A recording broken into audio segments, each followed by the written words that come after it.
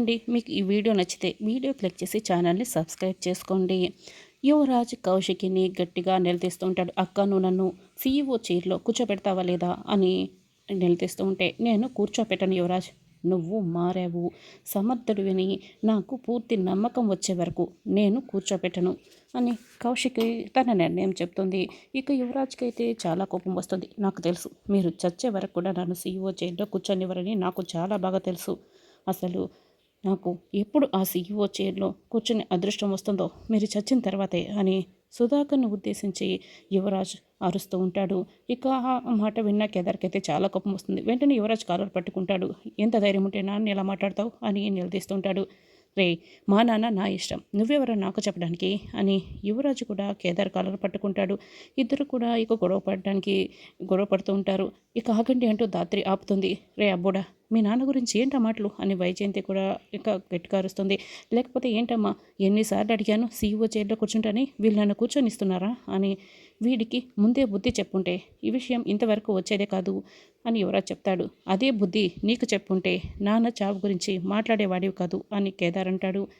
యువరాజ్ మళ్ళీ కేదార్ షర్టు పట్టుకుంటాడు. కేదార్ కూడా యువరాజ్ షర్టు పట్టుకుంటాడు. ఇక కొట్టుకుపోతూ ఉంటారు. ఆగండి అంటూ కౌశికి గట్టిగా అరుస్తుంది.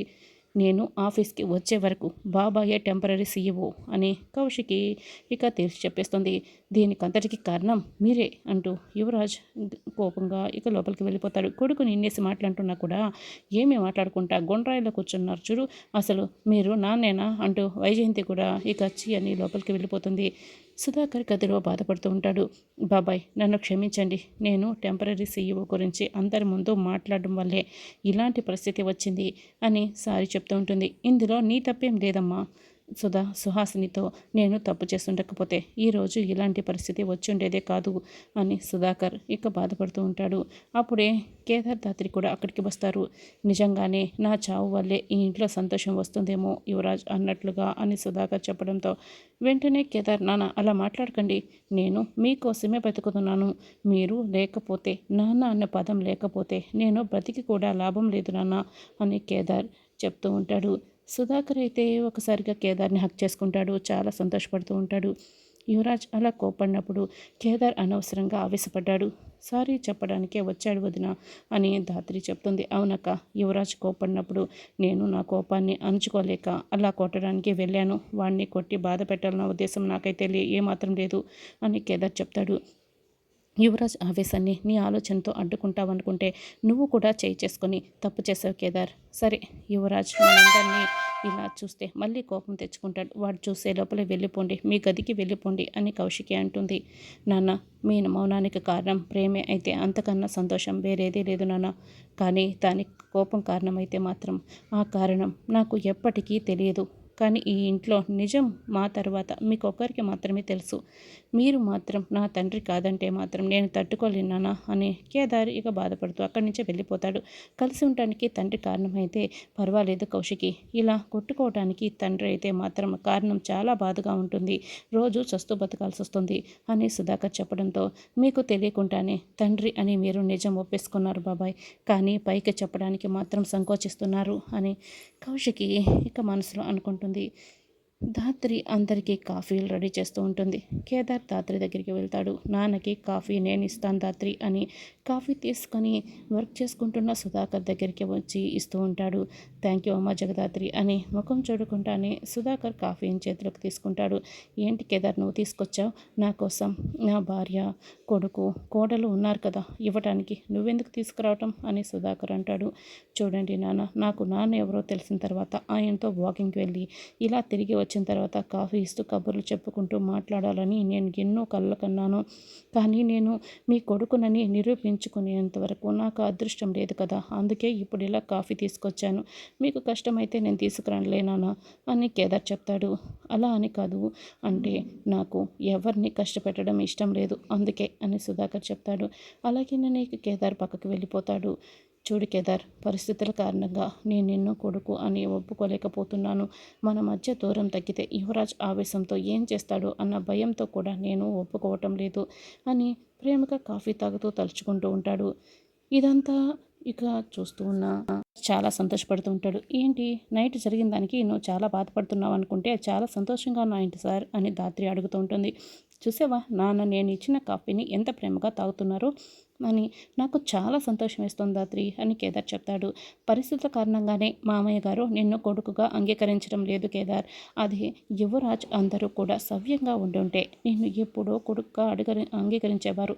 త్వరలోనే ఆ రోజు కూడా వస్తుంది, చూస్తూ ఉండు అని ధాత్రి అంటుంది. ఆ రోజు కోసం ఎదురు చూస్తూ ఉంటాను ధాత్రి అని కేదార్ చెప్తాడు.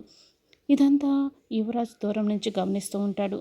వాడిని నేను ఇంట్లో నుండి పంపిద్దామనుకుంటే నువ్వు ఈ లోకానికి కొడుకుగా పరిచయం చేయాలనుకుంటున్నావా? వాడిని ఇంట్లో నుంచి పంపించినా కూడా నీకు వాడిపై ఉన్న ప్రేమ తగ్గదు నాన్న.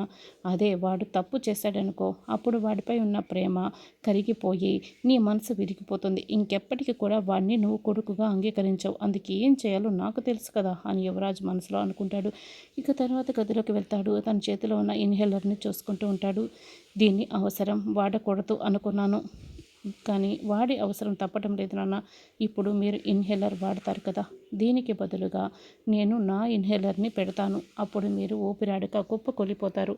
ఇదంతా ఆ కేదార్ గడే చేస్తాడని వాడిపై నింద వేసి వాడిని ఇంట్లో నుంచి బయటికి గెంటించేస్తాను అని యువరాజ్ అనుకుంటాడు. వెంటనే ఇన్హేలర్ని మార్చేస్తాడు. ఏం చేస్తున్నావు యువరాజ్ అని వైజయంతి నిషి అక్కడికి వస్తారు. వాళ్ళకి తెలియకుండా ఆ ఇన్హేలర్ని దాచిపెడతాడు. అబ్బుడా ఏదో ఒకటి చేసి మీ నాన్నకి బదులుగా నువ్వే వెళ్ళాలి ఆఫీస్కి అని వైజయంతి చెప్తుంది. అవునని నిషి కూడా అంటుంది. చూడమ్మా ఇప్పుడు నాన్న వెళ్ళడు కాక వెళ్ళడు, అంతేకాకుండా కౌశికి అక్క కేదార్ గారిని ఇంట్లో నుంచి బయటికి కూడా గెంటేస్తుంది, చూస్తూ ఉండు అని యువరాజ్ చెప్తాడు. రే అబ్బుడా నువ్వేం తప్పు చేయట్లేదు కదా, మీ నాన్నకి ప్రమాదం తలపెట్టడం లేదు కదా, నీ మాటలు వింటుంటే నాకు చాలా భయం వేస్తుంది అని వైజయంతి అంటుంది. అమ్మా ఏం కాదు చూస్తూ ఉండు అని యువరాజ్ చెప్తాడు. ఇక యువరాజ్ ఇన్హేలర్ని మార్చేస్తాడు. తర్వాత ఆఫీస్కి బయలుదేరుతున్న సుధాకర్ వైజయంతి నా ఇన్హేలర్ తీసుకురా అని పిలుస్తూ ఉంటే, నాన్న ఇదిగోండి నాన్న ఇన్హేలర్ అని కేదార్ తీసుకొచ్చి ఇస్తాడు. థ్యాంక్ యూ కేదార్ అని ఆ ఇన్హేలర్ని పీల్చుకొని వెళ్తూ ఉంటాడు. ధాత్రి నాన్నని ఆఫీస్కి నేను డ్రాప్ చేసిరానా అని అడగడంతో అలాగేనని ధాత్రి కూడా ఒప్పుకుంటుంది. ఇక ఇన్హేలర్ పీల్చుకున్న సుధాకర్కి ఊపిరి ఆడదు, అలాగే కుప్పకూలిపోతూ ఉంటాడు. వెంటనే కేదార్ అక్కడికి వచ్చి నానా నానా అంటూ గట్టిగా అరుస్తూ ఉంటే అందరూ ఫ్యామిలీ మెంబర్స్ వచ్చేస్తారు. మామయ్యకి ఊపిరాడటం లేదు అని చెప్తూ ఉంటాడు. అసలు ఏమైంది వదిన, ఇంతకుముందు ఎప్పుడైనా ఇలా జరిగిందా అని ధాత్రి అడుగుతూ ఉంటుంది. హాస్పిటల్కి తీసుకువెళ్దాం అని నిష చెప్తుంది. లేదు జగదాత్రి అని కౌశికి అంటుంది. ఇప్పుడు హాస్పిటల్కి తీసుకువెళ్ళేంత సమయం లేదు అని ధాత్రి ఇన్హేలర్ని చెక్ చేస్తూ ఉంటుంది. వదిన ఇది రెగ్యులర్గా మామయ్య గారు యూజ్ చేసే ఇన్హేలర్ కాదు, ఒకసారి చూడండి అని ధాత్రి ఇస్తుంది. అవునని కౌశికి కూడా అంటుంది. వెంటనే ధాత్రి డాక్టర్కి కాల్ చేసి విషయం చెప్తుంది. హాస్పిటల్కి తీసుకొచ్చేంత సమయం లేదని చెప్తున్నారు, ఊపిరి సరిగా ఆడట్లేదని చెప్తున్నారు. నేను ఒక ట్యాబ్లెట్ నేమ్ చెప్తాను, అది సుధాకర్ గారి టేబుల్ మీద ఉంటుంది, వెంటనే ఆ ట్యాబ్లెట్ని వేసేయండి సర్దుకుంటుంది అని డాక్టర్ అంటారు. ఇక అలాగేనని ధాత్రి అలాగే చేస్తుంది. రే నా ప్లాన్ని పర్ఫెక్ట్గా ఎగ్జిక్యూట్ చేయడానికి నీ చేతులతోనే ఇన్హేలర్ ఇచ్చావురా, ఇప్పుడు నాన్న కళ్ళు తెరవగానే నా డ్రామా మొదలు పెడతాను అని యువరాజు మనసులో అనుకుని చాలా సంతోషపడుతూ ఉంటాడు. ఇక సుధాకర్ తేరుకుంటాడు. నాకేం కాలేదు ధైర్యంగా ఉండండి అని చెప్తూ ఉంటాడు. రే ఏం చేసావురా, నీ చేతులతోనే కదా ఇన్హేలర్ ఇచ్చావు, మా నాన్నని చంపడానికి ఎందుకురా ఇన్హేలర్ మార్చావు అని యువరాజ్ ఇక కేదార్ని నిలదీస్తుంటాడు. యువరాజ్ ఏం మాట్లాడుతున్నావు, నాకేం తెలియదు, నేనేం చేయలేదు అని కేదార్ అంటాడు.